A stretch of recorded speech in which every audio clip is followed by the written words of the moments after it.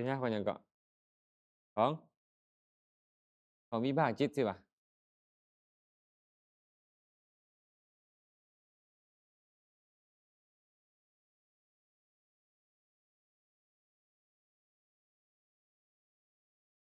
อะมาเบิ่งเนาะ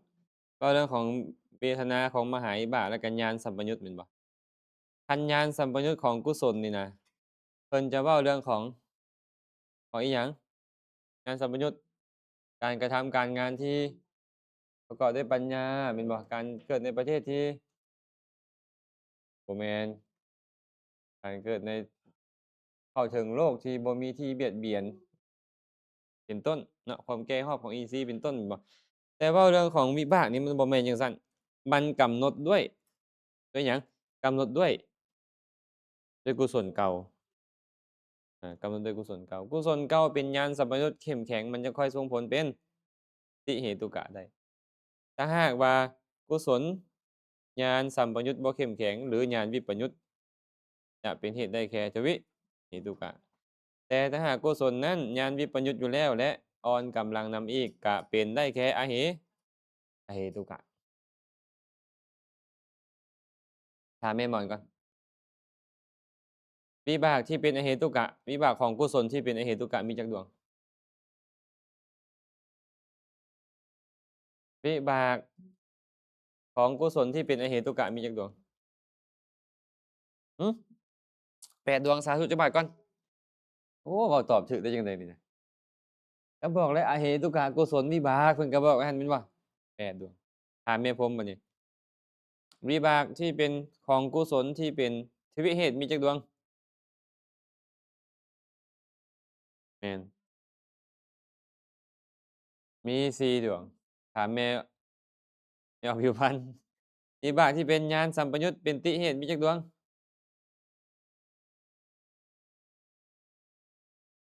4ดวงโอ้สาธุให้เพิ่นก่อนตั่วน่ะ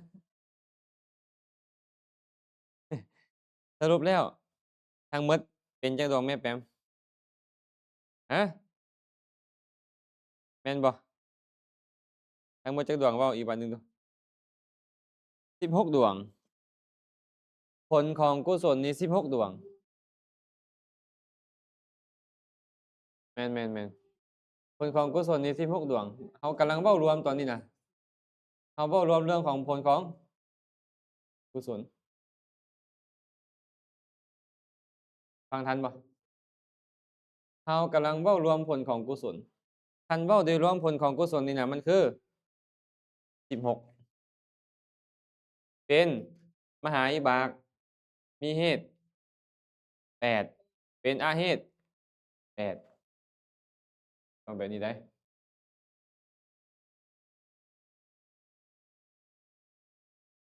ทันบ่ล่ะน่าจะฟังทันเนาะ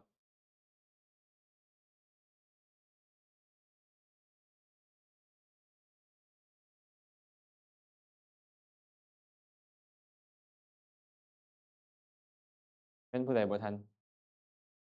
มีผู้บ่ทันบ่ยิงหนีปะเราเปล่าหาลูกเราแล้วเนาะอะมาจบแล้วเนาะอาจารย์ลบเลยเด้นี่เพิ่นก็เลยบอกว่ามหากุศลติเหกัตถะอุกกัตถะอุกกัตถะแปลว่าเข้มแข็งทรงผลเป็นเหตุให้เกิดญาณสัมปยุตเปล่า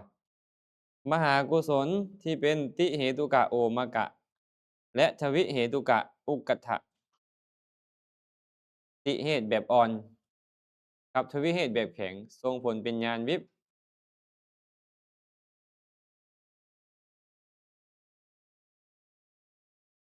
ต่อบัดนี้เหตุแห่งสสังขาริกและอสังขาริกบัดนี้คันเหตุแห่งสสังขาริกและอสังขาริกในกุศลน่ะเหมือนกับหยังเหมือนกับอกุศลเลยเนาะสัปปายะธรรมแม่นบ่ได้สัปปายะธรรมดีก็เป็นอสังขาริกบ่ได้สัปปายะธรรมก็เป็นเป็นสสังขาริกไปแต่ว่าอสังขาริกและสสังขาริกในวิบากมาเบิ่งบัดนี้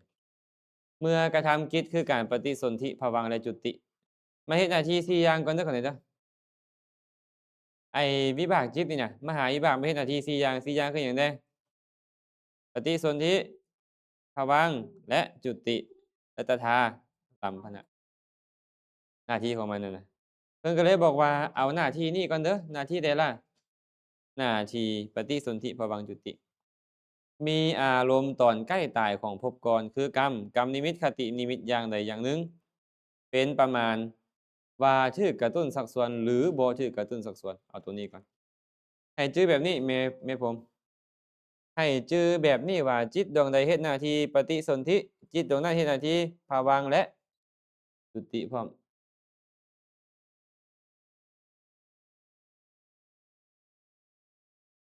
มาเบิ่งเนาะ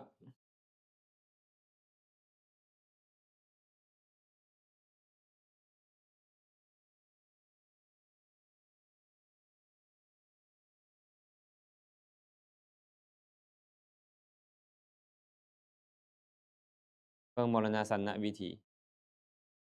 เอาตัวนี้เด้อให้แปมเตรียมแล้วบ่แปมเตรียมแล้วเนาะเตรียมแท้หรือยังบ่เตรียมแท้นี่นะเตรียมแท้อาจารย์เตรียมแท้แล้วมาอาจารย์จะอธิบายแบบรวมๆเด้ออธิบายแบบรวมสมมุติว่าอาจารย์แซมใกล้จะตายให้สมมุติแม่แปมกันแม่แปมเครียดสมมุติว่าอาจารย์แซมใกล้จะตายเนาะชาวนาจิตนี่จะเป็นไป5ขณะ เห็นบ่เห็น5คณะนี้บ่ใน5คณะนี้นะก่อนที่จุติจิตจะเกิดขึ้นเห็นจุติบ่อยู่นี่ปฏิสนธิเห็นบ่ถ้าจุตินี่มาเป็นโลกนี้ถ้าปฏิสนธิไปเป็นโลกหน้าจือบ่กำหนดได้บ่กำหนดได้แล้วเนาะอ้าวสมมุติว่าอาจารย์แซมใกล้จะตายมีกรรมมาปรากฏนึกถึงแต่ความชั่วที่ตัวเองเฮ็ดนึกถึงความชั่วเฮ็ดเบิดเลยฆ่าสัตว์ตอนใดให้พ่อตีแม่ตอนใดลักขโมยข้าวของเขาตอนใดไปตั่วไปต้มเขาตอนใดมันมาหมดเลยนี่อันนี้เอิ้นว่ากรรมเอิ้นว่ากรรม และกรรมนิมิตบัดเนี่ยกรรมนิมิตเป็นจั่งใดกรรมนิมิตอะกรรมนิมิตนี่มันเป็นอาวุธที่ใช้เฮ็ดความชั่วอันนี้อาจารย์จะเว้าฝ่ายชั่วก่อนเด้อไปเห็นง่าวตัวเองไปฟันคอคนหั้นหรือว่าไปเห็นปืนที่ตัวเองไปยิงหมู่หั้นอันนี้เอาฝ่ายบ่ดีเดะกำลังจะเว้าฝ่ายที่บ่ดีเนาะไปเห็นไปนี่แล้วโอ๊ยกระวนกระวายบัดเนี่ยกระวนกระวายไม่ออกนิ่งโอ้ยไปเยี่ยมอาจารย์แซมก่อนอาจารย์แซมใกล้สิตายแล้วสมมุติสินะไปอาจารย์อาจารย์จื้อได้บ่อาจารย์ไปสอนอภิธรรมพวกข้าน้อยหั้นนะ อาจารย์จื้อได้บ่อาจารย์เฮ็ดพระพุทธรูปหินอ่อนบักงามๆองค์ใหญ่ๆหั้นนะพาพวกเขาน้อยปฏิบัติธรรมฟังธรรมหั้นนะอาจารย์จื้อได้บ่อ๋อจื้อได้แล้วตายตายในขณะนั้นปุ๊บปฏิสนธิเนี่ยเป็นสสังขาริกเพราะถูกแม่ออกนิ่งมากระตุ้นสักส่วนตอนใกล้ตายเนี่ยมานึกถึงอันนี้บัดเนี่ยเนาะแต่ตอนนี้นี่บ่คันเว้าเด้ออันนี้เว้าคือซื่อๆเดะแต่หมายความว่าก่อนหน้านี้น่ะก่อนที่ซ้อมใจอยู่หั้นน่ะมันเห็นแต่สิ่งที่บ่ดีมันจะไปนรกไปอบายอยู่แล้วแต่มีผู้มากระตุ้นปุ๊บ นึกถึงกุศลได้วิถีจิตตอนใกล้ตายนี่เลยเป็นไปแบบนี้แล้วปฏิสนธิก็เกิดขึ้นปฏิสนธิของอาจารย์นี่น่ะชื่อว่าถูกกระตุ้นสักส่วนมันก็เลยเป็นสสังขาริกเป็นสสังขาริกเข้าใจบ่บัดเนี่ยเข้าใจเนาะบัดนี้มา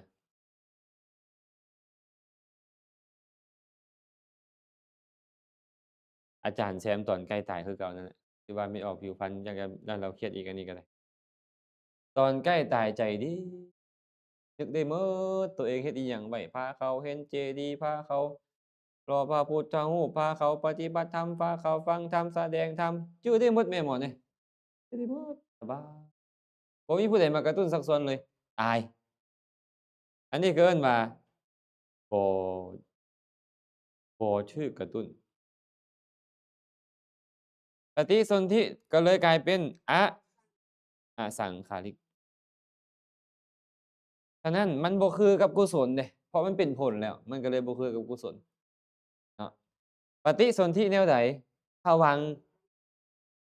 จุติก็แนวเดียวกันทันบ่ไปเนี่ยอาจารย์เลยอธิบายให้พวกญาติโยมฟังเรื่อยๆว่าตอนเฮาหลับนี่นะแม่แปมสมมุติตอนแม่แปมหลับสนิทเลยนี่นะมันบ่ฮู้หยังย้อนหยังเพราะว่าจิตพวกนี้มันมาฮู้เหมือนกับตอนใกล้ตายตอนใกล้ตายมันฮู้หยังไอ้พวกนี้มาฮู้พี่เบิดมาฮู้ชาติแล้วนี่นะเว้าง่ายๆก็แล้วกันมันไปฮู้เรื่องราวของชาติแล้วนี้ มันก็เลยบ่มาฮู้เมื่ออยู่ในปัจจุบันเอาก็เลยเอิ้นคนผู้นั้นว่าหลับถามว่ามันบ่มีจิตบ่มีแต่จิตเข้าไปฮู้อารมณ์ตอนใกล้ตายในอดีตพู้นนะเข้าใจเปล่ามันบ่มาฮู้ปัจจุบันนี่เดะมันบ่ขึ้นมาสู่วิถีของความฝันมันบ่ขึ้นมาสู่วิถีของปัจจุบันแบบนี้เขาก็เอิ้นว่าหลับหลับนั่นแหละจิตดวงนั้นน่ะคือภวังค์นี้ไอ้ภวังคจิตนี่น่ะมันเฮ็ดหน้าที่รักษาภพเอาไว้รักษาภพเฮ็ดให้สัตว์มันบ่ตาย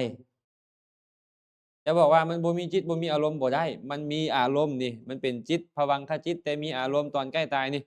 ใกล้ตายมีอารมณ์ใดรู้อารมณ์ใดเป็นกรรมนิมิตหรือคตินิมิตก็ตามแบบนี้เนาะคันเป็นกรรมนิมิตคันคตินิมิตเดะรูปภาพของสถานที่ไปเกิดเนาะคันรูปภาพของสถานที่ไปเกิดเนี่ยมันปรากฏขึ้นมาเป็นคตินิมิตที่ดีเองกุศลมันเกิดเรื่อยๆแถวเนี้ยกุศลแถวนี้มันเกิดก่อนใกล้ตายนี่นะ มันก็เลยคตินิมิตที่ดีมาปรากฏโอ้เห็นภาพนางฟ้านางสวรรค์เห็นภาพเรือนหอวิมานอยู่เมืองฟ้าพุ่นตอนนี้มันตายปุ๊บปฏิสนธิมันก็บ่ถูกกระตุ้นบ่ถูกกระตุ้นสักส่วนเพราะมันเกิดขึ้นเองแม่นบ่แต่ว่าตอนใกล้ตายนี่นะต้องให้หมู่มาเอิ้นมาเว้ามาว่าโอ๊ยจื้อได้บ่น้อเฮาไปให้ทานนำกันเฮาไปรักษาศีลนำกันเป็นต้นน่ะกุศลแถวนี้จึงเกิดขึ้นได้เมื่อกุศลแถวนี้มันเกิดขึ้นก่อนจะตายมันวิถีจิตนี้ก็เกิดขึ้นบัดนี้ วิธีจิตนี้เกิดขึ้นปุ๊บดับไปจุติจิตเฮ็ดหน้าที่ตายปฏิสนธิเกิดปุ๊บคือว่าสสังขาริกเพราะถึกจะกระตุ้นชักชวนให้เกิดเข้าใจเปล่าเข้าใจแล้วเนาะแสดงว่าเวลาคนใกล้ตายอาจารย์จึงบอกเรื่อยๆมีคนถามพอไม่ออกก็ถามนั่นแหละก็จะบอกเรื่อยๆว่าเฮานี่นะบ่ต้องไปจำกัดว่าต้องเบิ่งลมหายใจเท่านั้นบ่ต้องจำกัดเฮ็ดแนวใดใจเขาเป็นบุญ เพราะตอนนั้นมันบ่อิหยังแล้วตอนนั้นบ่มีที่เกาะแล้วพอแค่ใจเป็นบุญแล้วมันไปสุคติเดี๋ยวนี้บางคนน่ะเบิ่งลมหายใจแหมเบิ่งลมหายใจหายใจสิบ่ได้แล้วนี่มันสิเบิ่งแนวใดมันสิตายแล้วนี่น่ะแฮ่งโทสะเกิดอีกอาซั้นเฮ็ดจั่งใดให้ใจเขาเป็นกุศลอ้าวคันใจเขาสงบอยู่แล้วก็เบิ่งลมหายใจเด้อก็โอเคตัวนั้นเนาะคันใจเขามันบ่สงบอยู่แล้วมันฟุ้งซ่านเห็นแต่แนวบ่ดีมีแต่แนวบ่ดีมาปรากฏอยู่แล้วนี่เราต้องเว้าแนวใดก็ตามให้เขาได้นึกถึงคุณงามความดี คือว่านิมนต์ครูบาอาจารย์เข้าไปหาเห็นบ่คนสมัยอดีตอะใกล้ตายแล้วนิมนต์ครูบาอาจารย์เข้าไปหาอย่างน้อยก็ได้ให้ทานบางเทื่อก็สาธยายธรรมสู่ฟังตายในขณะนั้นก็ไปสู่สวรรค์บางคนก็บรรลุธรรมซ้ำเข้าใจมันใกล้ตายมันดีหั้นนะปัจจุบันก็เลยนิยมเอาไปสู้แต่คนตายฟังบัดมันก็เลยบ่แม่นมันผิดเป้าอะนะมันผิดเป้าแต่ทีแรกเขาเอาไปสู้ให้คนใกล้ตายนี่นะ ให้เขาฟังเขาได้ฟังเสียงธรรมะคำสอนบางเทื่อก็บรรยายให้เขาฟังบางเทื่อก็สาธยายอาเสวนาจะพาปันดิตานันจะเสวนาสินะศาสตร์ปัจจุบันนี่แหละเอาไปสู้แต่คนตายแล้วก็อย่าเขาจะคิดแบบนี้เนาะตายแล้วก็อย่าคนเป็นสิได้ฟังครูบาอาจารย์ก็เลยไปสวดไปสาธยายให้คนเป็นไปเทศน์ให้คนเป็นฟังไอ้คนเป็นบ่เข้าใจบัดนี้ก็คิดว่าตายแล้วเอามาสวดให้บุญคนตายให้บุญคนตายบ่แม่นแล้วถามว่าเป็นหยังปัจจุบันคือเอาอภิธรรมมาสวดเป็นหยังคือเอาอภิธรรมมาสวด เพราะอภิธรรมนี่นะเป็นกันธรรมะที่พระพุทธเจ้าเอาไปเทศน์โพดแม่เพิ่นแทนน้ำนมแม่เพิ่นลูกเต้านี่ก็เลยคิดว่านี่เขาก็จะแทนน้ำนมแม่ด้วยกันนี่แหละก็เลยรักษาประเพณีเอาอภิธรรมนี่ไปสูดมาตั้งแต่นั้นมาบ่แม่นบ่มีเหตุผลเดะนักปราชญ์บัณฑิตรุ่นเก่าก่อนเขามีเหตุผลแม้แต่พระพุทธเจ้าจะโพดแม่เพิ่นผู้ตายไปสู่สวรรค์แล้ว ก็ยังเอาอภิธรรมนี่ไปแสดงให้ฟังอยู่เทิงสวรรค์ชั้นจาตุมขออภัยชั้นดาวดึงส์แต่แม่เพิ่นไปเกิดอยู่ดุสิตเด้ลงมาจากดุสิตมาฟังธรรมอยู่สวรรค์ชั้นดาวดึงส์บรรลุเป็นพระโสดาบันย้อนอภิธรรมนี้ลูกเต้าสมัยนั้นน่ะนะเขาก็เลยคิดนักปราชญ์บัณฑิตก็พาเขาคิดขึ้นมาว่านี่เด้เป็นการแทนน้ำมนต์น้ำนมแม่เด้ พ่อแม่เจ้าตายเจ้าก็ต้องตอบแทนน้ำนมแม่พวกเจ้าด้วยกันนี่แม่ด้วยเอาเพิ่นมาเทศน์กันนี่มาสูตรกันนี่แม่สินะก็เลยเฮ็ดมาแต่เริ่มต้นก็จนมาฮอดปัจจุบันยังเฮ็ดอยู่แต่บ่ฮู้ว่าปัจจุบันนี้เข้าใจคือคนในอดีตบ่แน่ใจคันมีคนถามแม่หม่อนก็พอเว้าให้ฟังได้เป็นหยังจึงต้องนิมนต์พระมาสูตรเพราะว่าสมัยก่อนมีประเพณีมาสูตรให้คนใกล้ฟังมาสาธยายมาอธิบายให้คนใกล้ตายฟังให้ใจเขาดี จนเฮ็ดมาเรื่อยๆเฮ็ดมาเรื่อยๆก็เอาตายแล้วก็เอาไปก็เลยเป็นประเพณีว่าคนตายก็เอาไปสูตรให้ฟังความจริงแล้วบ่มีประโยชน์แล้วกับคนตายมีประโยชน์กับพวกนั่งอยู่หั่นแต่คันนั่งเล่นไพ่ก็หมดประโยชน์คือกันกินเหล้าแข่งพระอีกต่างหากแม่นบ่เฮ้อๆๆอยู่เนาะ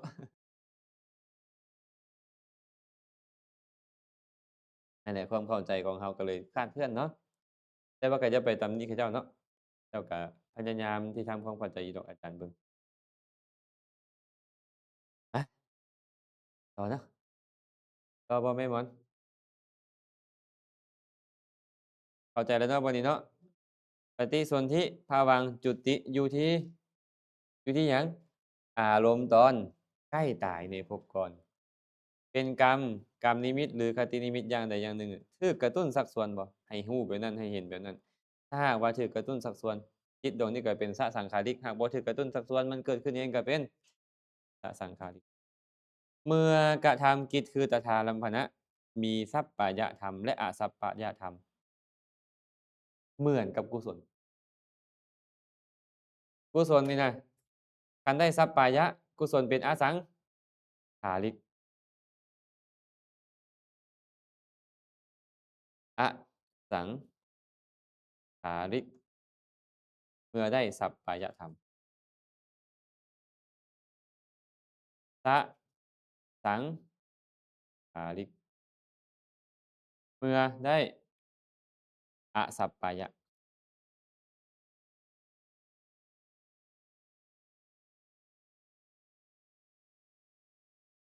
สมมุติว่าได้อาหารดีเนาะสัปปายะบ่อาหารดีอะอาหารถูกกับธาตุสัปปายะบ่สัปปายะอากาศดีก็สัปปายะแม่นบ่บุคคลดีที่อยู่ดีธรรมะดีมันก็เป็นเหตุให้จิตดวงนี้เป็นอสังขาริกบ่ต้องถูกกระตุ้นสักส่วน แต่ถ้าหากอาหารก็บ่สัปปายะที่อยู่ก็บ่สัปปายะอากาศก็บ่สัปปายะบุคคลอยู่ใกล้นั่นก็บ่สัปปายะธรรมะก็บ่สัปปายะมันก็เป็นเหตุให้เป็นสสังขาริกไปสังขาริกเมื่อเป็นสสังขาริกต้องอาศัยหมู่สักส่วนมันจึงเกิดขึ้นได้ผ่านบ่เฮ็ดเฮ็ด3รอบแล้วเฮ็ด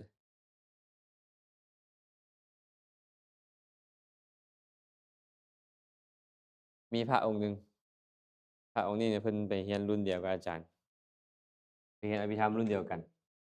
แต่ว่าเพิ่นเรียนก่อนอาจารย์รุ่นหนึ่งอาจารย์ไปเรียนรุ่นที่2เพิ่นก็เรียนรุ่นที่2 อาจารย์จบแล้วอาจารย์มาสอนเพิ่นยังไปเรียนรุ่นที่3โอ้แน่นอนเด้อองค์เนี่ยรุ่นที่3แล้วยังบ่พอไปเรียนพิเศษกับรุ่นที่4อีกรุ่นที่1กับรุ่นที่2นี่อย่างละ2ปีรุ่นที่3อีก2ปีรุ่นที่4นี่บ่ฮอด2ปีเป็นจักปีเพิ่นเรียนนี่7ปีเนาะอ้อแน่นอนเด้อองค์เนี่ยแน่นอนขนาดเลยเราเรียนแต่รุ่นเดียวเราอะเพิ่นไปเรียนฮอด3รุ่นรุ่นที่4อีกโอ้บ่ง่ายแต่ว่ามีอีกองค์หนึ่งคือกันอันนี้ก็ได้ไปเรียนพร้อมอาจารย์รุ่นที่2ไปเรียนต่อรุ่นที่3จบทั้ง2รุ่นเดะรุ่นที่4เราก็ยังไปนั่นอีก แต่บ่ทันจบได้ยินข่าวว่าสึกแล้วข่าวว่าสึกแล้ว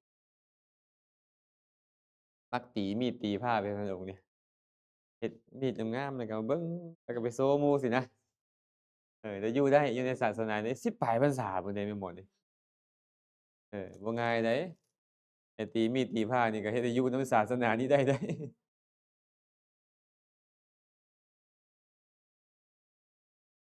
โอ๊ย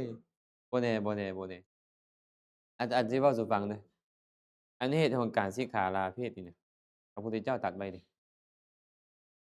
1มันมีทุกข์อะนะเนี่ยบ่ยินดีพอใจในตามมีตามได้2บ่ยินดีพอใจในบิณฑบาตตามมีตาม3บ่ยินดีในเสนาสนะตามมีตามได้4บ่ยินดีในคีตนะเพศสัตว์บริขารตามมีตามได้ตัวที่5มันก็มาบ่เนี่ยบ่ยินดีในการประพฤติมันเกิดจากการบ่พอใจในสิ่งที่มีอยู่ย้อนบ่พอใจแล้วอยากได้หลายกว่านี้เมื่ออยากได้หลายกว่านี้บ่ได้ดังใจมันก็เป็นคฤหัสถ์ข้อยก็หาเองได้ข้อยมีกินมีพ่อแม่ข้อยก็มีอันอยู่อันกินครอบครัวข้อยก็มีฐานะอยู่สินะไปได้ไม่ออกแต่ว่าที่เฮงกว่านั้นเป็นหยังบ่เห็นคุณธรรมของตัวเองมันเบิ่งบ่เห็นคุณธรรมว่าตัวเองได้อิหยังแด่นี่บวชนี่นะสมมุติศีลก็บ่บริบูรณ์หมดเลยสมาธิก็บ่มาเลยวิปัสสนาบ่เจริญเลยหัดกินข้าวชาวบ้าน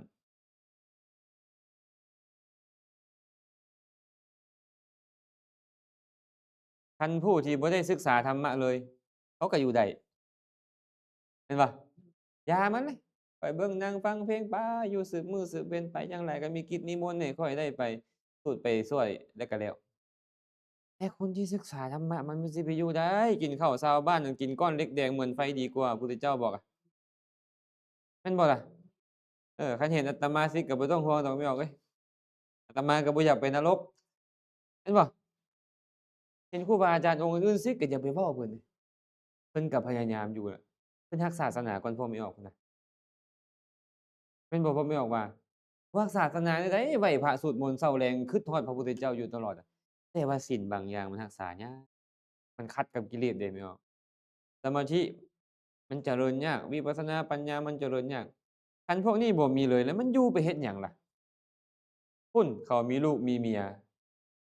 นอนนำลูกนำเมียไปสวรรค์เที่ยวบ้านใต้เมืองเหนือไปสวรรค์ อยากกินอยากอยู่อิหยังก็เฮ็ดได้ไปสวรรค์ไอ้ตัวเองล่ะบ่อดกินข้าวคาบเดียวอยู่นี่ล่ะตกนรกซ้ำใจคุ้มบ่แม่เอาผิวพรรณว่าฮะอยู่นำพวกขาน้อยดีแล้วเป็นพระดีแล้วเพิ่นว่าบัดผัวสิไปบวชบ่เอาได้พุ่นน่ะย้านแต่ผัวบวชอยู่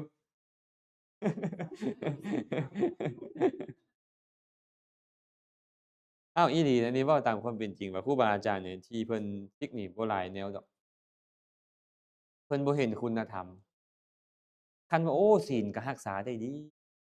สมาธิก็เจริญได้เนืองๆอยู่วิปัสสนามันก็เกิดมันจะไปยินดีอย่างอื่นได้แนวใดแม่นบ่แต่ว่าเฮ็ดให้ศีลพินาศเฮ็ดให้สมาธิพินาศเฮ็ดให้ปัญญาพินาศนี่ต้องมาเบิ่งอันนี้เจ้าไปหมกมุ่นนำอิหยังเจ้าไปหมกมุ่นนำกามคุณโพดบ่หมกมุ่นนำก่อสร้างบ่หมกมุ่นในการโอ้ลมบ่หมกมุ่นในการคลุกคลีบ่ไปคบคนชั่วเป็นมิตรบ่หรือว่าเจ้าบ่สำรวมบ่อันนี้เจ้าต้องมาเบิ่งเดะคันบ่ซั้นเหตุมันยังมีอยู่อันนี้ก็บ่บริบูรณ์ แต่บางบ่อนบางทีเนี่ยเขาอยากรักษาศีลให้ดีนะแต่หมู่บ่เห็นดีนำหมู่นั้นเป็นผู้ที่มีเพาว์เวอร์กว่าเราซ้ำนั้นตายแล้วติบัดนี้อยากรักษาศีลก็บ่ได้รักษาเนี่ยมันสู้ได้จั่งใดแม่นบ่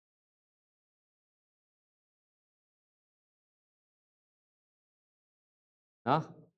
เนาะพี่พันธุ์เด้อสิยั่วผัวไปบวชแล้วนี่ก็ได้อนุโมทนานำแม่นบ่พระก็ยังบ่เป็นว่าติเออเป็นอยู่ดอกมาต่อเนาะมาต่อเปล่าเหตุแห่งเวทนาญาณและสังขารในกิริยาจะเข้ากิริยาก็ต้องมาเบิ่งกิริยาก่อนบัดนี้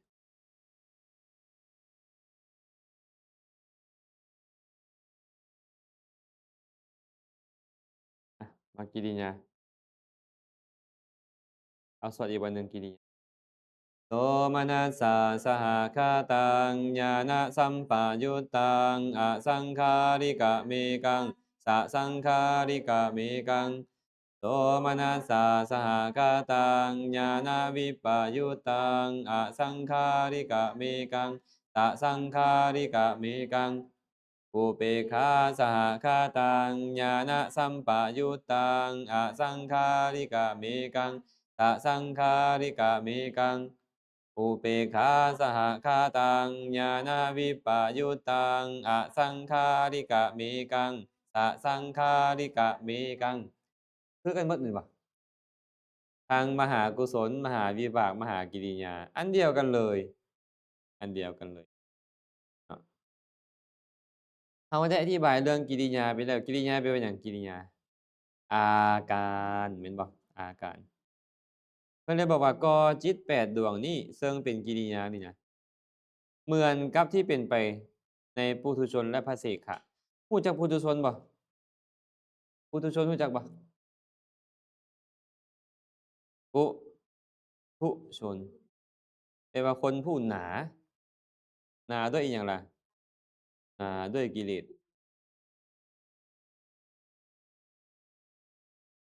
เอิ้นว่าปุถุชนความโลภความโกรธความหลงหนาแน่นเอิ้นว่าปุถุชนพระเสขะเด้บ่เนี่ยพระเสขะหรือพระเสกขะ ผู้กำลังศึกษาหมายถึงโสดาบันโสดาบันสกทาคาอะนาคาโสดาบันสกทาคามีอนาคามีนี่แหละเอิ้นว่าพระเสขะเข้าใจบ่ปุถุชนนี่ถวายทานยังเป็นบุญรักษาศีลเป็นบุญเจริญภาวนาเป็นบุญแม่นบ่ไหว้พระกราบครูบาอาจารย์เป็นบุญเบิดเพิ่นเนี่ยปัดตาดกวดญูเป็นบุญเบิดพระเสขะคือกันนับตั้งแต่โสดาบันหาอนาคามีนี่นะก็ยังให้ทานเป็นบุญคือเก่า รักษาศีลเป็นบุญเจริญภาวนาเป็นบุญคือเก่าหมดเลยแต่ปึ๊บมาหาพระอเสขะบัดนี้อาเสขะหรือว่าอาเสขะนี่ก็คืออรหันต์พระอรหันต์นี่น่ะเฮ็ดแบบเดียวกับปุถุชนเฮ็ดแบบเดียวกับพระเสขะแต่กลายเป็นกิริยาเพราะว่าบ่ส่งผลมันบ่ส่งผลอาตมาก็เลยเว้าให้ฟังในมื้อเช้านี้ว่าพระพุทธเจ้าก็ยังรักษาศีลขออภัยยังรักษาศีลดีเนาะก็เว้าไปแล้วศีลเพิ่นบริบูรณ์อยู่แล้วแม่นบ่พระเจ้ายังแสดงธรรมบ่คันปุถุชนคือพวกเราแสดงธรรมเป็นหยังเป็นมหากุศลเป็นบุญแม่นบ่คันพระอนาคามีพระโสดาบันพระสกทาคามีแสดงธรรมเป็น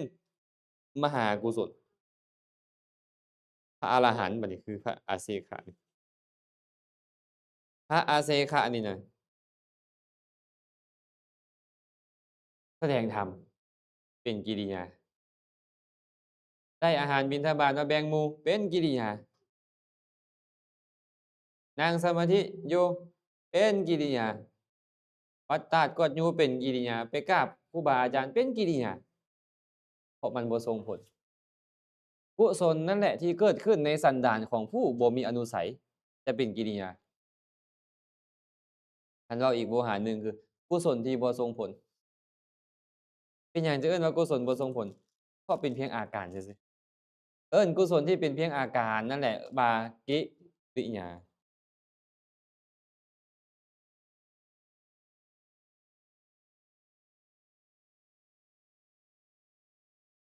ถึกเลขบ่ยิ้มดีเฮ็ดหยังจะคือยิ้มดีจะต้องไปหาหมออันนั้นอีกแล้วนี่นะหมอนี่อีกหมอหนึ่งเอาหมอน้อยก็ได้ดอกต้องเอาไปใส่บ่อนอันหัวนั่นน่ะอันไฟดับปึ๊บตัวนี้บ่ดับอยู่แต่ว่าตัวทรงมันดับมันก็เลยอัน ตัดเลยบ่มื้อเช้านี่ตัด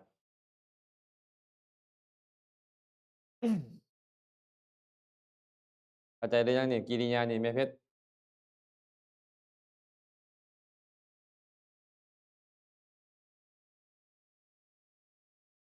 ใช่หั่นล่ะเอ๊ะร้องอีหยังก็มาตั้งแต่มื้อวานทันบ่นี่แม่หมอนทันบ่กิริยาคืออาการอาการ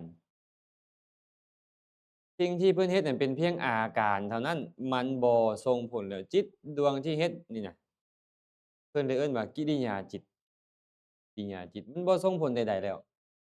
บ่คือพวกเขาติเนาะเฮ็ดบุญบุญหยังส่งผลบ่ส่งผลให้เห็นรูปฟังเสียงดมกลิ่นชิมรสชาติเป็นต้นในอนาคตแต่เพิ่นบ่มีแล้วบ่มีเชื่อแล้วบ่มีเชื่อของกุศลบ่มีเชื่อของอกุศลคือตัณหาเป็นเชื่อก็เลยเอิ้นจิตประเภทนี้ว่ากิริยากิริยาจึงเกิดขึ้นกับผู้มีสันดานปราศจากอนุสัยแล้วมีสันดานปราศจากอนุสัย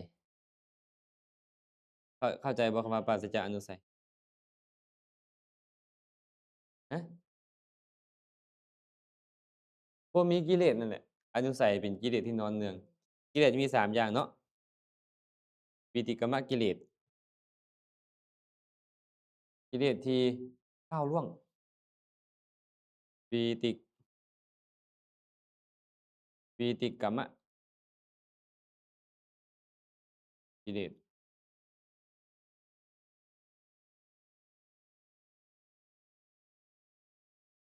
ปริยุทธานะ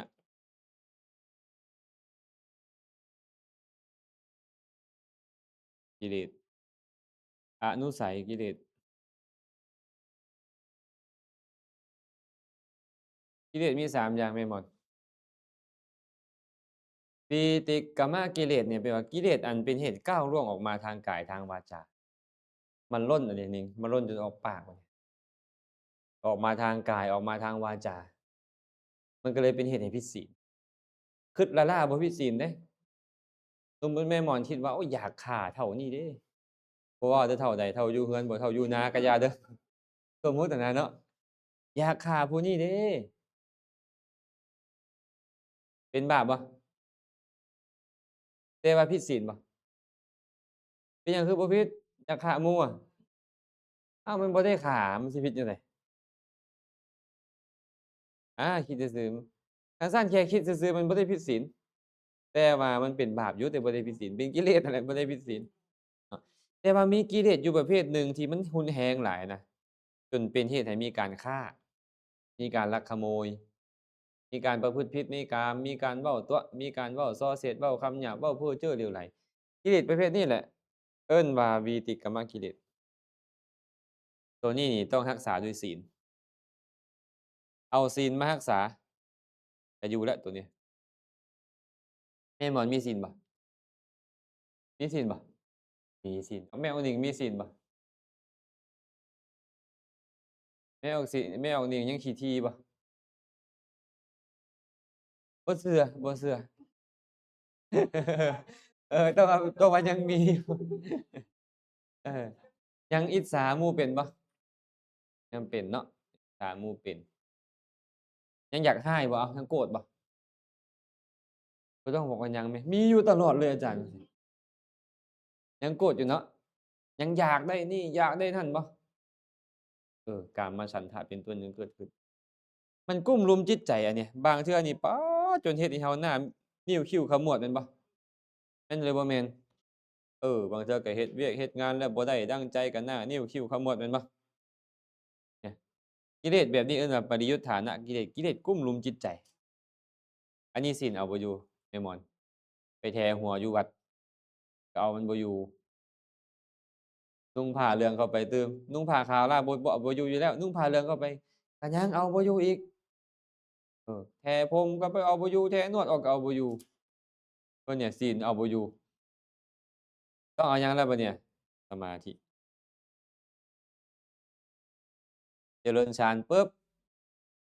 ได้อุปจารฌานหรืออัปปนาฌานเงียบกิเลสพวกนี้บ่มีเลย บ่มีแนวมากลุ้มรุมจิตใจสว่างสบายเคยเห็นบ่ครูบาอาจารย์บางองค์อะเพิ่นได้สมาธินะบางเทื่อบ่ฮอดฌานดอกได้ความสงบซื่อๆบ่อยากสิกเลยเห็นอาจารย์คนหนึ่งชื่อว่าสิริปัญโยอาจารย์สิริปัญโยเป็นลูกชายของเศรษฐีมาเลเซียแม่นบ่มีทรัพย์สมบัติ280,000 ล้านบาทบ่สมัยนั้นเดะตอนนี้ก็คือเพิ่มแล้วแหละทรัพย์เพิ่นหั้นน่ะมีคนไปสัมภาษณ์เพิ่นว่าอาจารย์บ่เสียดายบ่ทรัพย์เหล่านั้นบ่มีความให้ฮอด8ภาษาจบปริญญาเอกมาเนาะ8ภาษาป๊าดออกบวชในสายหลวงปู่ชากะสิบวชผู้เดียวหนึ่งดอกเฮ็ดจั่งใดไปนั่งสมาธิจิตใจโอ้ติดบัดนี้การบวชสุดท้ายก็ออกบวชเลยตอนนี้ก็30พรรษาออกไปแล้วตอนนี้ได้แต่บ่ได้หมายความว่าจะรอดเดะอาจารย์มิตซูโอะอาจารย์สอนกรรมฐานญี่ปุ่นก็ล่วงตอน38พรรษาเดะแต่ซั่นบ่แน่เนาะแม่ผมเว้าเมื่อกี้นี้คันว่าฮอด10พรรษาไปแล้วก็เดี๋ยวสิมั่นคงตอนนั้นมั่นคงแต่ว่าบ่แน่เนาะบางเทื่อลมมันแรงหักโค่นก็มีลมแรงแล้วบ่พอฝนตกใส่อีกเนาะแม่หมอนเนาะดินก็ดินซุ่มบัดนี้โอ๊ยดินเปื่อยกิ่งห้อยๆลงก็มีเดือนเห็นบ่แต่คันได้สมาธิแล้วอยู่ได้ไหมผมคันสมาธิยังอยู่อะอ้าวบัดนี้ออกจากสมาธิมาปึ๊บมาเห็นรูปฟังเสียงดมกลิ่นชิมรสชาติคือเก่าเบิดมาอีกคือเก่าอีกกิเลสเนี่ยบางเทื่อหลายกว่าเก่าซ้ำบัดนี้หลายกว่าเก่า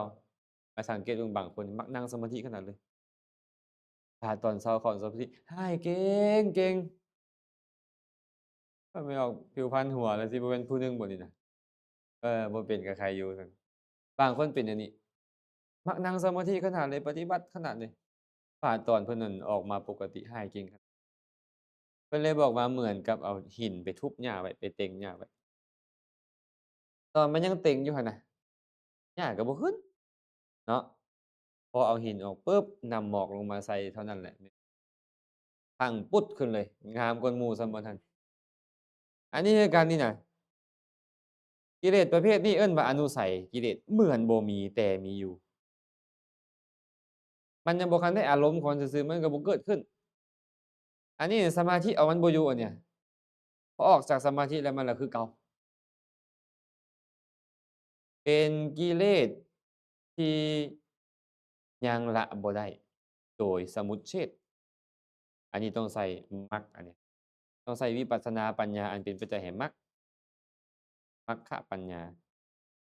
เออต้องระดับโสดาบันอันนี้ละเนี่ยปัญญาวิปัสสนาก็ยังเฮ็ดให้มันค่อยๆลงเทื่อละน้อยแต่ละได้เด็ดขาดคือมรรคปัญญาละอนุสัยได้เด็ดขาดมรรคปัญญาโดยเฉพาะทิฏฐานุสัยทิฏฐานุสัยละได้เด็ดขาดวิจิกิจฉานุสัย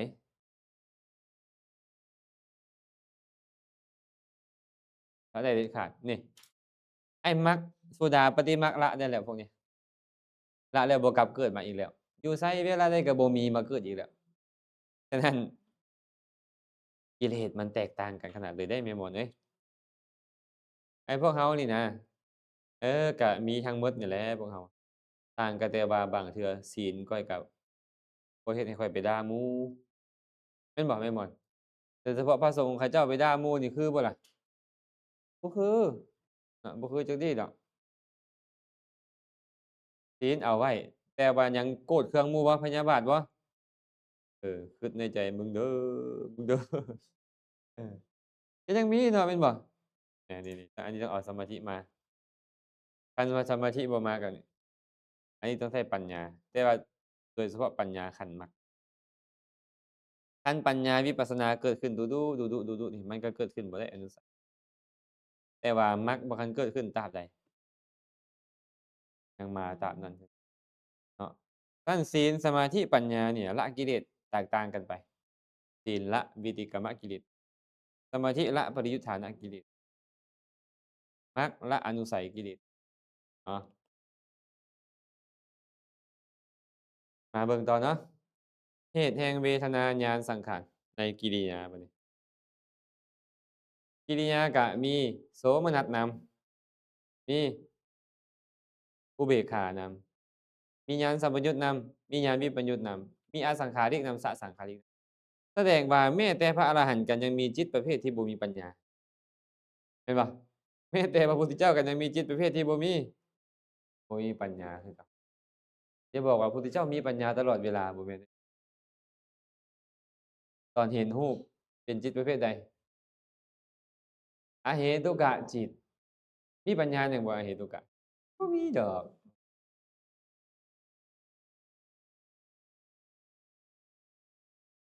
ผ่านบ่เพิ่นบอกว่าเวทนาญาณสังขารนี่เหมือนกับมหากุศลทุกประการต่างกันแต่ว่าเมื่อเกิดขึ้นกับปุถุชนและพระเสขะก็เป็นกุศลเมื่อเกิดขึ้นกับพระขีณาสพก็เป็นกิริเข้าใจคำว่าพระขีณาสพบ่พระขีณาสพมันมาจากภาษาบาลีว่าขีนะบวกอาสวะอาสวะขีนะแปลว่าสิ้นไปแล้วเสื่อมไปแล้วขีนะนี่นะอาสวะแปลว่าเครื่องมักดองคือกิเลสมาแปลงตัววะเนี่ยเป็นตัวพระบัดนี้เอาตัววะนี่เด้อผมเด้อมาเป็นตัวพระเอาตัวนะนี่บวกกับสระอานี่กลายเป็นขีนาสวะขีนาสวะอ่านเป็นภาษาลาวภาษาไทยว่าขีนาศพนาศพขีนาศพก็คือผู้สิ้นอาสวะแล้วได้แก่พระอรหันต์ให้เห็นขีนาศพอยู่บนใดก็ฮู้ได้เลยว่าพระอรหันต์เห็นพระอเสขะอยู่บนใดก็ฮู้ได้ว่าอรหันต์ไอ้แปมเป็นจั่งใดใช่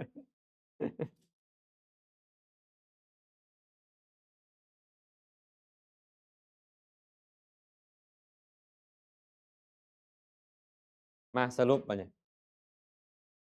สรุปกามวจรจิต54ดวง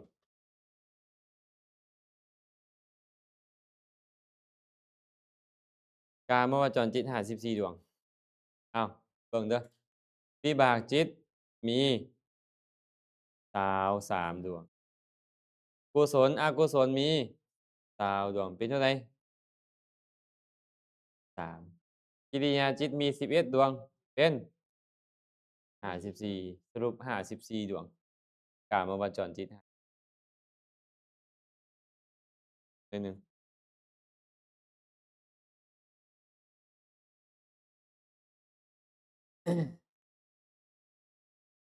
แม่หมอน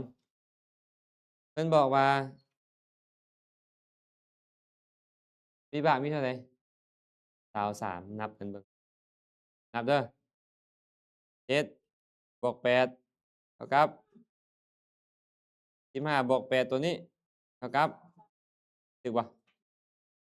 อ๋อแสดงวิบากมี23เป็นวิบากของอกุศล7วิบากของกุศล16ถูกบ่ถูกเนาะมาเบิ่งกุศลอกุศลมี20อกุศล10 2กุศล8 8บวก2 12เป็น20ถูกบ่หากแยกกันเด็ดขาดอกุศล10 2กุศลให้เพิ่นเอารวมกันว่ากุศลและอกุศล20กิริยา11บัดเนี่ยเป็นอเหตุกกิริยา3มหากิริยา8 3บวก8เป็น3บวก8เป็นถูกบ่ยากบ่23 20 11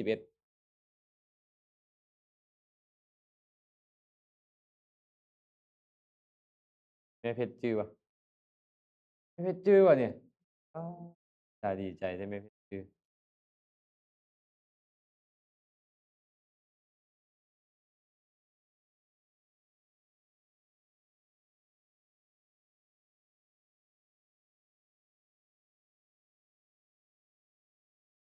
รอบ2เลยรอบ3เลย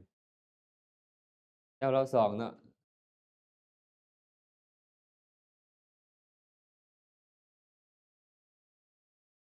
ดีๆๆไข่แดงมันต้องมีรอบ3 4 5ไปเรื่อยได้แบบนี้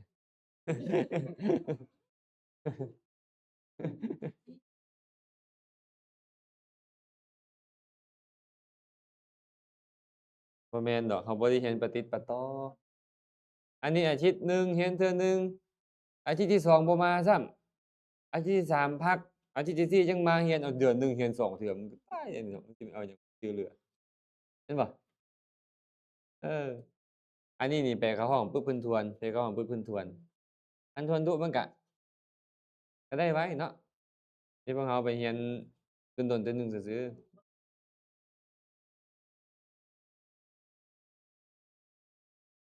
เฮ็ดจั่งใดก็ดีนะขอแค่เรียนอะนะ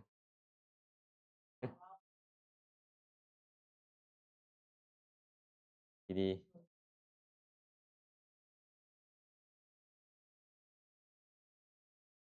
อ้าวถามหนิงก่อนอัพยากตจิตมีจักดวง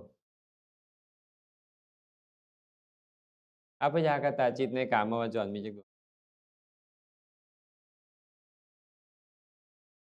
นี่เห็นบ่ฮะเป็นหยังคือมี23เออฮะ34เป็นวิบาก23กิริยา11 30ถูกเปล่ากุศลอกุศล9บ่แม่นบ่นี่นะอ้าวบ่รวมสิเอิ้นอัพยากตได้จังได๋อัพยากตกับวิบากและกิริยาอัพยากตจิตจิตประเภทวิบากและกิริยาจะต้องบอกว่าอัพยากตจิตในกามวจรมีอยู่34คือวิบาก23กิริยา11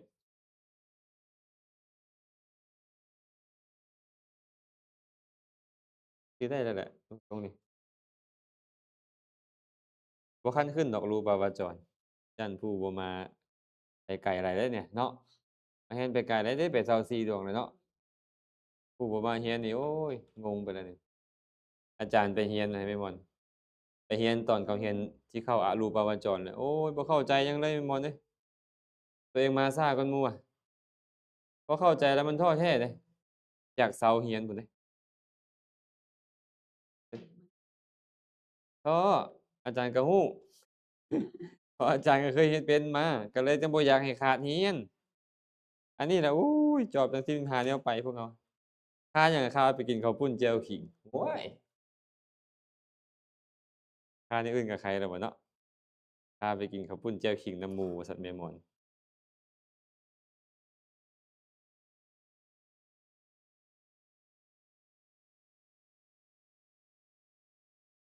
มื้อนี้ก็สิไปนับคืนบัดเนี่ยนับคืนกามวจรให้พวกเราจื้อกันอ้าวกามาวจรจิต54พร้อมกันกามาวจรจิต54ดวงคืออกุศลจิต12อเหตุกจิต18กามาวจรโสภณจิต24อกุศลจิต12ดวงคือโลภะมูลจิต8โทสะมูลจิต2โมหะมูลจิต2รวมเป็นอกุศลจิต12อเหตุกจิต18ดวงคืออกุศลวิปากจิต7อเหตุกกุศลวิปากจิต8อเหตุกกิริยาจิต3รวมเป็นอเหตุกจิต18กามาวาจรโสภณจิต24ดวงคือมหาวิกุศลจิต8มหาวิปากจิต8มหากิริยาจิต8รวมเป็นกามาวาจรโสภณจิต24ทั้งหมดนี้ชื่อว่ากามาวาจรจิต54เอาแม่หมอนบ่ต้องเบิ่งหนังสือแล้วเว้าหืออิหยังก็อาจารย์สิให้เบิ่งหน่อยหนึ่งเอาเบิ่งส่ำนี้พอเอาเลยไล่เลย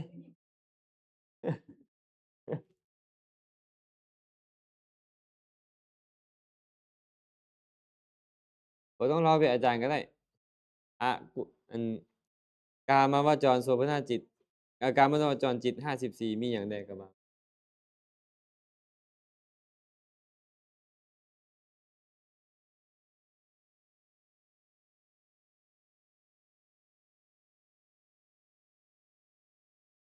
ฮะกามาวจรหยังโสภณ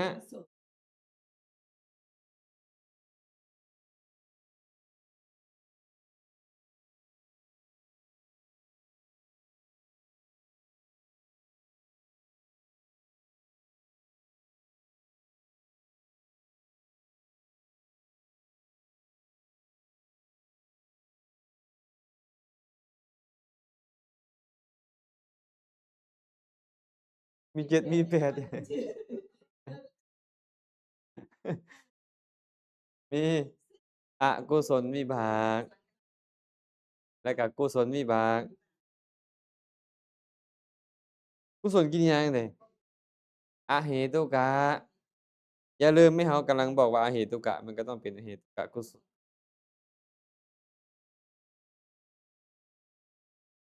กามาวจร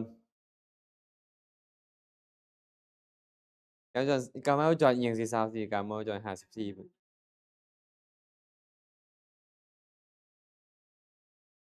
ก็เป็นกามาวจรโสเออ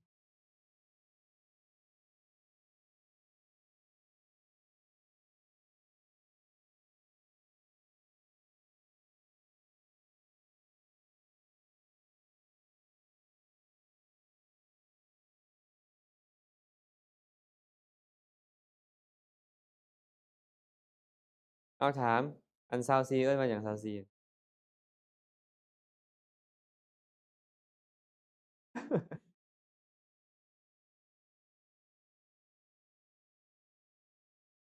เออกามาวจรโสเภณจิตเอาสาธุให้เพิ่นก่อนเอาไม่เอานิ้งเอานิ้งเอา54ดวง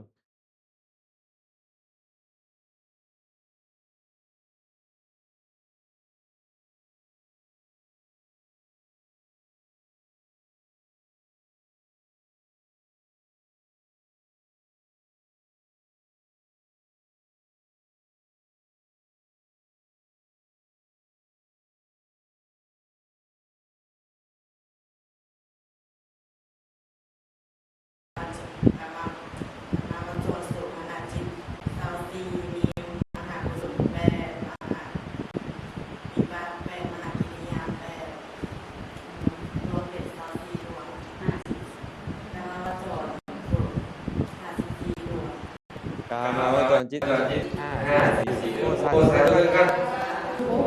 คืออันนี้เนาะเอาแม่แปมแม่แปมโตเบิ่งดู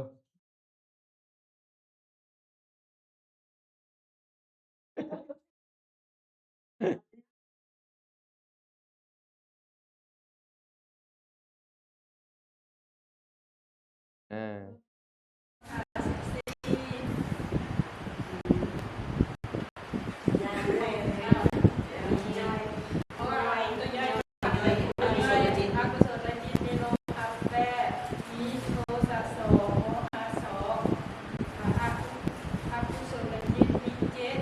เอออ้าวเหตุกะมันต้องฮะไหนอกุศลมันสิมีจริงจังต้องเป็นอกุศลวิบาก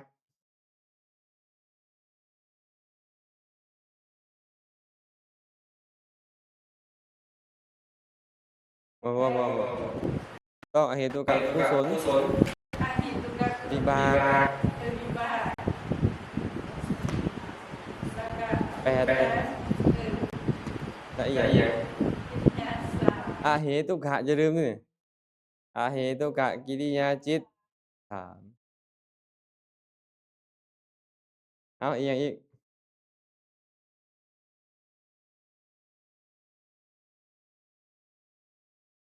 นี่เอิ้นว่าหยัง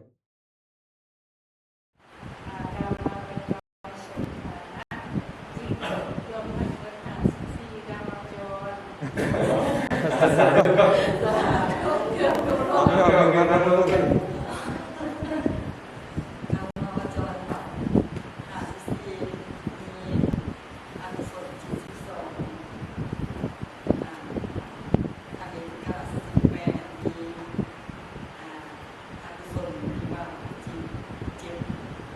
เอาก่อน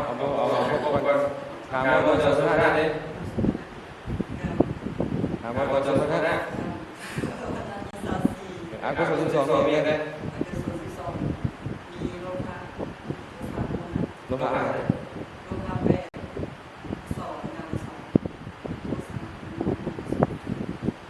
อาอันนี้กับอั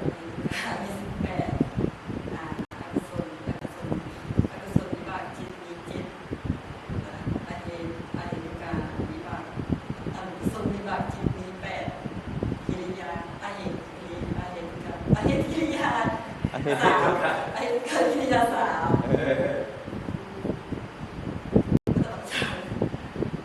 การมองเราจะสังเกตเลย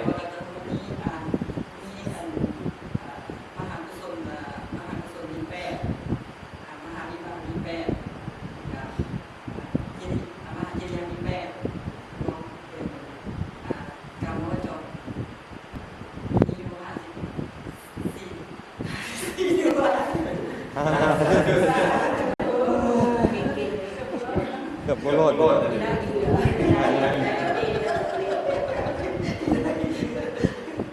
้อมกันเนาะพร้อมกันกุศลละอันนี้ก่อนเลยเอาการมองจรก่อนเอาจิตทั้งหมดเลยเอาจิตทั้งหมดเลยจิตทั้งหมด89หรือ121ดวงคือกามาวาจรจิต54รูปาวาจรจิต15อรูปาวาจรจิต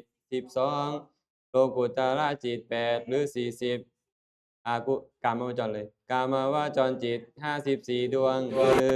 อกุศลจิต12อหิตุกะจิต48กามาวาจร25จิต94อกุศลจิต12ดวงคือโลภะจิต8โทสะจิต2โมหะจิต2รวมเป็นอกุศลจิต12อหิตุกะจิต18ดวงคืออกุศลวิปากจิต7อหิตุกะกุศลวิปากจิต8อหิตุกะจิตจิต3รวมเป็นอหิตุกะจิต18กามาวจรโสภณจิต34ดวงคือมหาสุรจิต8มหาวิปากจิต8มหาวิญญาณจิต8รวมเป็นกามาวจรโสภณ34ทั้งหมดนี้ชื่อว่ากามาวจรจิต54รูปาวจรจิต12ดวงรวม5ดวงคือรูปาวจรกุศลจิต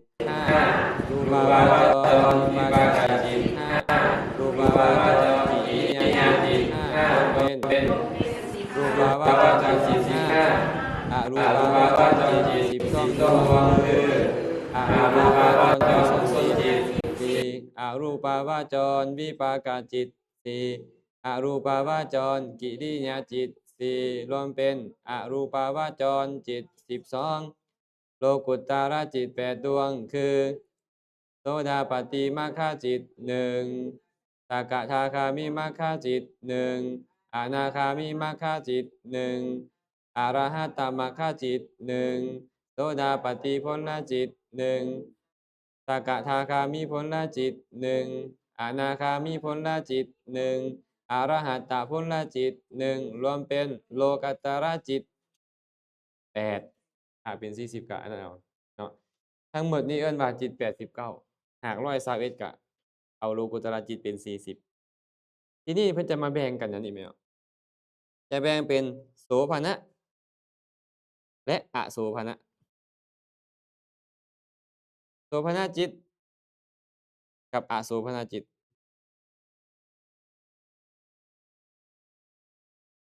อโสภณจิตเนี่ยฮู้แล้วจิตที่บ่มีเจตสิกดีงามแม่นบ่แม่นหยังล่ะอกุศล10 2อเหตุกะจิต10 12บวก18เป็น30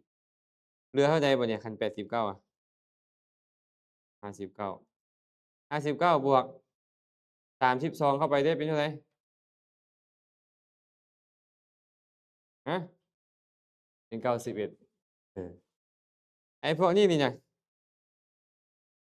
โสภณะนี่นะเมื่ออโสภณะมี30มันก็ต้องเหลือ59คันไล่89เป็นบ่แม่นบ่เนาะ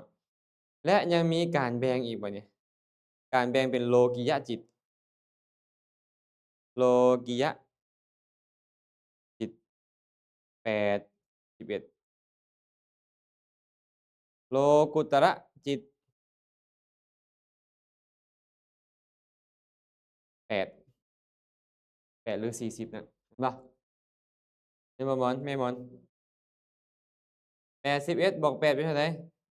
89นับตั้งแต่อกุศลจนฮอดรูปาวจรอรูปาวจรเอิ้นว่าโลกิยะจิต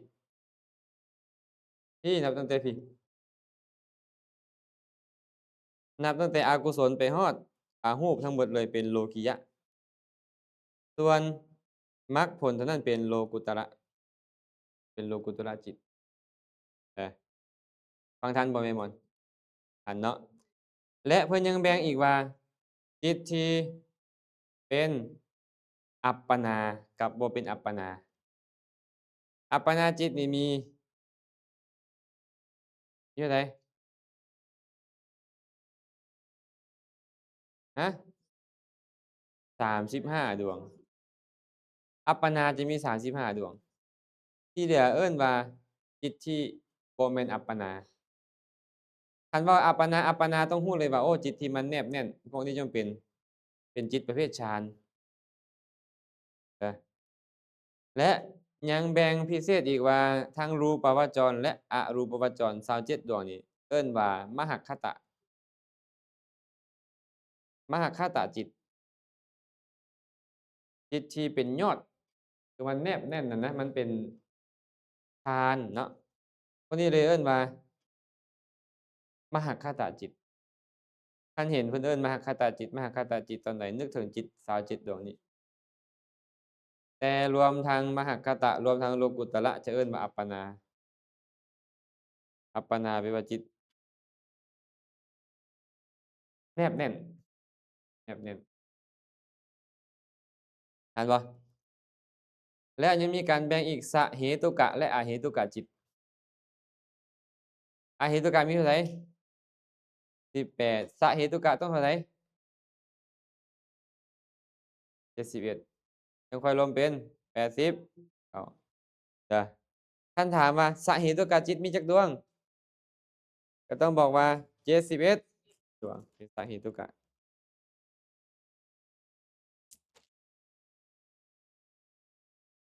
แม่หมอนพอเข้าใจบ่ตัวนี้เอาไปเว้าไว้ทีหลังนำแต่เว้าให้ฟังก่อนซื่อๆมื้อนี้น่าจะพอสมควรก่อนมื้อนี้หมดเวลาพอดีก็เราจบไปแล้วกามวจรโสภณจิตทั้ง24ดวงก็หวังว่าจะไปพิจารณาได้บัดนี้ว่าตอนนี้จิตเราเป็นประเภทใดมันเป็นกุศลแท้บ่สมมุติแม่หมอนเขาพาไปงานผ้าป่าแล้วฟ้อนไปพร้อมนี่แม่หมอนก็สิพิจารณาว่ามันแม่นกุศลหรือเป็นโลภะตัวนี้แม่หมอนก็จะพิจารณาว่ากุศลมันบ่แม่นลักษณะนี้กุศลมันต้องเข้าใจอันนี้มันเพลินมันม่วนบ่เข้าใจแฮ่นาคมีดนตรีอีกต่างหากยาเพิ่นแหล้วเพิ่นอยากม่วนเด้น่าจะพอสมควรแล้วเนาะอนุโมทนาบุญกับทุกคนทุกท่านเด้อ